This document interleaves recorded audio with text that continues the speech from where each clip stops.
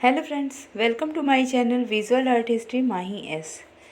Friends, last video मैंने वैदिक काल की कला के बारे में अपलोड किया था और उसके पहले सिंधु घाटी सभ्यता से कुछ मैटर्स अपलोड किए थे।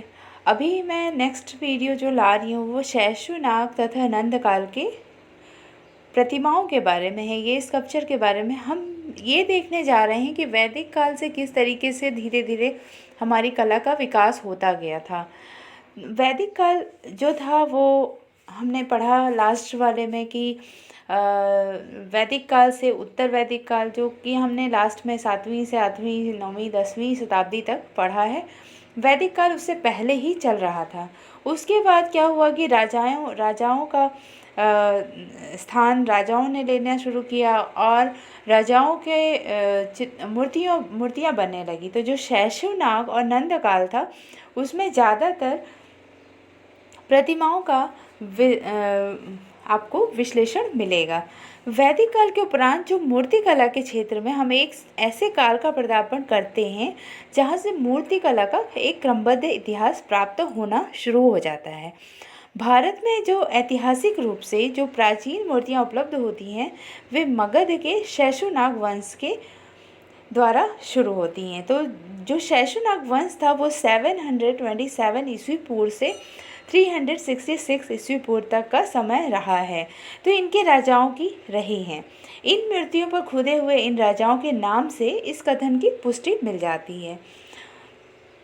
उस समय भारत 16 महाजन पदों में या बड़े प्रदेशों में बटा हुआ था। उस समय जब भारत क्या था कि 16 महाजनपदों में बटा हुआ था, जिसमें कहीं गणतंत्र शासन प्रणाली और कहीं राजतंत्र शासन प्रणाली प्रचलित थी।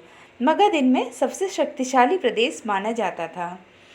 एक प्रतिमा के बारे में हम डिस्कस करेंगे। यहाँ पे फर्स्ट मैंने लिखा है अजातशत्रु की प्रतिमा, जो कि बहुत ही प्रसिद्ध है, जिससे हम परखम का यक्ष भी कहते हैं। तो अजातशत्रु की प्रतिमा शैशुनाग वंश की उपलब्ध प्रतिमाओं में से सबसे प्राचीन प्रतिमा रही है। इसी प्रतिमा को परखम का यक्ष भी कहा जाता है। इसका संग्रह कहाँ पे है, ये बहुत ही इंपॉर्टेंट क्वेश्चन है। संग्रहित है ये मथुरा संग्रहालय में संग्रहित है और इस मूर्ति की ऊंचाई 9 फीट है। तो ये क्वेश्चन आपके लिए बहुत ही अच्छे से लर्न करने वाली है कि अजातशत्रु की प्रतिमा कहाँ किस वंश की है। तो शैशुनाग वंश की उपलब्ध प्रतिमाओं में से इनकी है। फिर इस परखम का यक्ष भी आ जाता है। परखम का यक्ष और अजातशत्रु की प्रतिमा एक ही है, जिसको मथुरा संग्रहालय में अभी भी संग्रहित आप देख सकते हैं और इसकी ऊंचाई 9 फीट है। तो प्रतिमा नाटक, अब आगे हम पढ़ते हैं शैशुनाग और नंदकाल के वंश के समय में प्रतिमा नाटक एक रचना थी, वो किसकी है? तो महाकवि भास की। तो महाकवि भास के प्रतिमा नाटक से क्या ज्ञात होता है कि उस समय मृत व्यक्तियों की, राजाओं की मूर्तियां बनाकर एक देवल में रखी जाती थी और उनकी पूजा होती थी। यह प्रथा संभवतः महाभारत काल से चली आते हुए गुप्त काल तक प्रचलित रही। तो महाभारत काल से आते हुए गुप्त काल तक रही, तो वैदिक से हमारे गुप्त काल तक ये जो प्रतिमा बनाकर उनकी पूजा करना था, ये चलती आ रही थी। इसका हमें कैसे स्पष्ट नॉलेज प्राप्त किससे होता है? वो है महाकवि भास की प्रतिमा नाटक नामक पुस्तक से, ग्रंथ से। ठीक है, नेक्स्ट क्वेश्चन देखते हैं हम। अजातशत्रु के पोते अजौदयी तथा नंदीवर्धन की मूर्ति पटना के समीप प्राप्त हुई है। ये मूर्तियाँ जो थी अजातशत्रु की मूर्ति भी बनी। उनके पोते अजौदयी, जिसने पाटलिपुत्र को बसाया था, उनकी मृत्यु कब हुई थी? 467 में, 467 ईस्वी में। और उनके बेटे नंदीवर्धन की मृत्यु कब हुई थी? 418 ईस्वी में। तो इनकी जो मूर्ति है वो कहाँ रखी हुई है? कलकत्ता संग्रहालय में सुरक्षित है। तो ये चीज़ आपको याद रखने वाला लायक है। अजातशत्रु के पोते अजउदयी तथा नंदीवर्धन की मूर्ति पटना के समीप प्राप्त हुई है, जो कि कलकत्ता संग्रहालय में सुरक्षित है। इसकी शैली क्या है? अब इन मूर्तियों की शैली के बारे में हम बात करेंगे। ये 3 मूर्तियाँ एक ही शैली की बनी हैं। 3 मूर्ति कैसे हो गई? एक अजातशत्रु की प्रतिमा जिसे हम परखम का यक्ष कहते हैं, एक अज उदयी की प्रतिमा जो पटना के यक्ष के कहते हैं जिसको, तीसरी जो हो गई नंदीवर्धन की प्रतिमा। ये तीनों एक ही शैली की बनी प्रतिमाएं प्रतीत होती हैं। मानव के वास्तविक आकार से भी अधिक बड़ी ये बनती थी। ये आरंभ की आद्य कला का ठेठ नमूना कही जा सकती है। विद्वानों ने इन्हें क्या कहा? यक्ष की मूर्तियां माना। पटना के यक्ष की मूर्ति भी जीवन शून्य है, परंतु कुछ अच्छे ढंग से तराशी गई है। जो पटना के यक्ष अज उदयी की मूर्ति थी वो जीवन शून्य है, परंतु कुछ अच्छे ढंग से इसको तराशा गया था। इस मूर्ति के देखा जाता है कि दोनों के हाथ निकल चुके हैं। ये तीनों मूर्तियों के हाथ ज्ञात नहीं होते हैं अभी। ये पूरी भग्न अवस्था में ये मूर्तियां प्राप्त हुई हैं। मिस्र व यूनान आदि की आद्य कला में भी इसी प्रकार की शैली के दर्शन होते हैं। इसी शैली से संबंधित इस युग की 3 अन्य मूर्तियां भी हैं।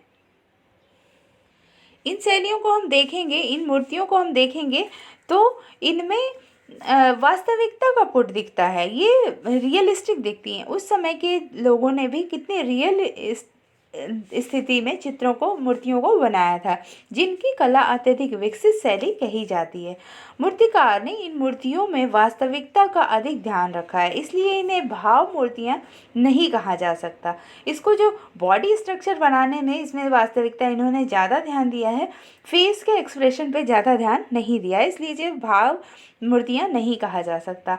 इनमें अतीत के संरक्षण व आदिम मानव प्रवृत्ति पूर्णतया विद्यमान है। विद्वानों ने इसे यक्ष मूर्तियाँ माना है। ये मूर्ति कठिन रूप, जीवनहीन, सीधी समझ और अत्यंत सम्मित रचना है और इसमें किसी भी प्रकार की कोई गति नहीं प्रतीत होती है। ये मूर्तियाँ बिल्कुल स्ट्रेट खड़ी दर्शाई गई हैं। इसमें गति का हम कोई भी प्रभाव नहीं देख पाते हैं। कहीं कभी भी हाथ और पैर कभी भी चलते हुए नहीं है। एक बिल्कुल स्ट्रेट मूर्ति बनी है। दोनों भुजाएं, जो आजकल हम कभी भी संग्रहालय आप अगर जाते हैं तो देखते हैं तो अब वह भंग हो चुकी हैं। उनमें हाथ भुजाएं नहीं हैं। मूलतः शरीर के साथ साथ सीधी लटकी हो रही होंगी। वो शरीर के साथ साथ बिल्कुल स्ट्रेट ऐसे लगी रही होंगी। शरीर के अंग समान अनुपात में हैं। वक्ष मजबूत और धड़ पुरुषोचित है। कंधे चौड़े व मजबूत हैं। तो इस तरीके से एक राजा का जो लुक दिखाने की कोशिश की गई है हर मूर्तियों में, वो पूरी तरह दिखाई देता है। पटना के यक्ष की मूर्ति भी जीवन शून्य है। इसके बारे में थोड़ा देख लेते हैं। पटना के यक्ष की मूर्ति भी जीवन शून्य है, परंतु कुछ अच्छे ढंग से तराशी गई है। वस्त्रों के विन्यास, कमरबंद जिसमें फुदने लटके हुए आदि पर विशेष ध्यान दिया गया है। माला के सूत्र तक को भली प्रकार से देखा जा सकता है, तथापि इनमें जीवन व गति नहीं है। मिस्र व यूनान आदि की आद्य कला में भी इसी प्रकार की शैली का दर्शन होता है। संभवतः आरंभिक मूर्ति इसी प्रकार की रचना करते रहे होंगे। आरंभिक मूर्तिकार जो रहे होंगे इसी प्रकार की रचना करते रहे होंगे। अब हम देखते हैं इससे संबंधित 3 अन्य मूर्तियां जो प्राप्त हुई हैं उनके बारे में देखते हैं। उसमें से पहली है स्त्री मूर्ति। यह प्रतिमा मथुरा में मनसा देवी के नाम से पूजी जाती है। सेकंड है स्त्री मूर्ति। इस प्रतिमा की ऊंचाई 6 फीट 7 इंच है, जो ग्वालियर राज्य के बेसनगर प्रांत से प्राप्त हुई है और अब कहाँ रखी हुई है, संग्रहित है ये कलकत्ता में। तो आपको मूर्ति किसकी है, किस शैली में बनी है, किस सन में बनी है और कहाँ संग्रहित है और कितनी उसकी ऊंचाई और लंबाई है, ये चीज़ पूरी तरह से लर्न करना है, क्योंकि एग्ज़ाम में इसमें से कुछ भी क्वेश्चन आ सकते हैं। थर्ड है इसमें पुरुष मूर्ति। पुरुष मूर्ति क्या है? यह मूर्ति मथुरा के बड़ौदा नामक ग्राम से प्राप्त हुई है।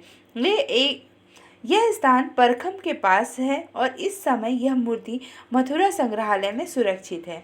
इस प्रतिमा का केवल मात्र मस्तक से छाती तक का अंश ही प्राप्त हुआ है। तो इस तरीके से हमें शैशुनाग नंदन वंश के मूर्तियों के बारे में जानकारी प्राप्त होती है। इतिहास से यह भी ज्ञात होता है कि कि नंदीवर्धन कलिंग पर विजय प्राप्त करके वहाँ से बहुत सी जैन मूर्तियाँ भी अपने साथ ले आया था। अतः संभवतः उस काल में जैन तीर्थकर की प्रतिमाएं भी बहुतायता से बनती रही होंगी। तो इस तरीके से हमने देखा शैशुनाग और नंदन वंश। इससे पहले वाले वीडियो में मैंने वैदिक काल पढ़ाया, अभी शैशुनाग और नंदन वंश कंप्लीट करा दिया। ये बहुत ही इंपॉर्टेंट है, इसमें एक एक लाइन बहुत इंपॉर्टेंट है। आप इस वीडियो को कई बार अगर सुन लेते हैं तो आपका शैशुनाग और नंदन वंश काल तैयार हो जाएगा। अजातशत्रु की प्रतिमा, पटना की यक्ष प्रतिमा, नंदीवर्धन प्रतिमा कहाँ सुरक्षित है, कैसे है, कितनी बड़ी है, किस तरीके से बना हुआ है, इसमें भाव है या शारीरिक प्रपोर्शन पे ज़्यादा ध्यान दिया गया है, इस तरीके से इस चैप्टर में मैंने ये कंप्लीट करा दिया। तो आपके लिए ये वाला चैप्टर काफ़ी हेल्पफुल होगा। Thank you for watching my video. Keep watching, keep learning. Next video मैं मौर्य काल लेके आ रही हूँ, तो आप उसको ज़रूर देखिएगा और मेरे वीडियो से जुड़े रहिए। और अगर आपने सब्सक्राइब नहीं किया हो तो सब्सक्राइब कर लीजिए, क्योंकि नेक्स्ट वीडियो में बहुत हेल्पफुल लेके आने वाली हूँ। थोड़ी लंबी होगी वो वीडियो, तो आप लगे रहिए अपने एग्ज़ाम की प्रिपरेशन के लिए। और ये एक बात और है, ये जो मैं प्रिपरेशन करा रही हूँ नॉट ओनली फॉर DSSB, ये सिर्फ DSSB के लिए नहीं है, KVS, NVS, नेट JRF, ये सारे एग्ज़ाम जो ड्राइंग टीचर के लिए जितने भी एग्ज़ाम हैं सबके लिए ये हेल्पफुल होगा। और ये कुछ अलग से भी जो आप देते हैं एग्ज़ाम जॉब के लिए, उसके लिए भी ये हेल्पफुल है, क्योंकि इस तरीके के क्वेश्चन एक दो आते ही आते हैं। तो मेरे वीडियोस जुड़े रहिए और अपने दोस्तों से शेयर भी करिए, क्योंकि उन्हें भी इसकी ज़रूरत है। Thank you for watching my video. Keep watching, keep learning.